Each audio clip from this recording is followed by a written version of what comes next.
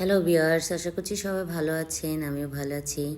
আমার কলেজার ভাই বোনেরা সবাই কেমন আছেন জানাবেন। আজকে অনেকদিন পর একটা ভিডিও নিয়ে আসলাম, ছোট্ট একটা ভিডিও। এখানে আমার ছোটো বোনের হাজব্যান্ড নুডলস রান্না করতেছে আর ফ্রাইড চিকেন রান্না করতেছে।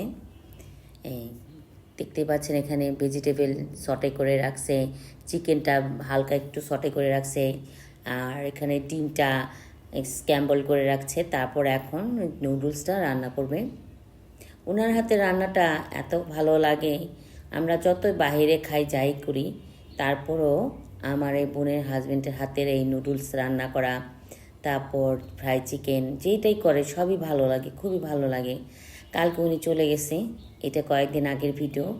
আমি আসলে সময় করতে পারছি না ভিডিও দেওয়ার জন্য, অনেক কম ভিডিও দেই। এই জন্য সবাই আমাকে বলে এত কম ভিডিও দেন কেন, বেশি বেশি ভিডিও দিতে হইব। কিন্তু আমি আসলে আমারও হাজব্যান্ড আসছে, আমিও সময় করতে পারছি না। এই সব কিছু মিলায় অনেক ঝামেলার মধ্যে আছি। তো কালকে আমার বোনের হাজব্যান্ড চলে গেছে, ছুটি শেষ। তো এটা এক সপ্তাহ আগের ভিডিও। তো আমাদের সবাইকে রান্না করে খাওয়াইছে। আমি কিছু অল্প কিছু ক্লিপস নিয়ে রাখছি। তো এদের হাতে রান্নাটাই টেস্টটাই আলাদা, কি বলবো, মুখে বলে আমি বুঝাতে পারবো না। আপনাদের যদি খাওয়াতে পারতাম তাহলে আপনারা বুঝতেন। কারণ এরা হচ্ছে বাইরের দেশের শেফ, এদের হাতের রান্নার টেস্টটাই অন্যরকম। এখানে অনেক কিছুই দিল, জানি কি আমরা দিই না বা আমরা জানি না। লবণ টবণ তো সবসময় আমরা তো একরকমই রান্নাবান্না করি, তাই না?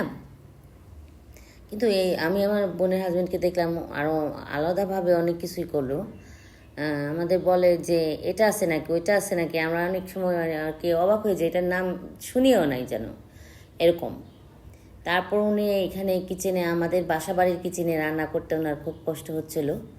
কারণ ওনারা তো অনেক বড় কিচেনে রান্না করে, সার্ভ করে। উনি তো রান্না করেন আসলে, উনি তো একজন কি বলবো, শেফ না, শেফই ছিল। তারপর এখন ইনচার্জ আছে, উনি তেমন দেখাশোনা করে দেয় সবার, কোনো কিছু ভুল হলে বা কিভাবে করবে সেটাই করে দেয়। তো এখানে ফ্রাই চিকেনও করা হয়ে গেল, দেখতে পাচ্ছেন কত সুন্দর দেখতে হয়েছে। যেমন দেখতে সুন্দর, খেতে তেমনই ভালো হয়েছে।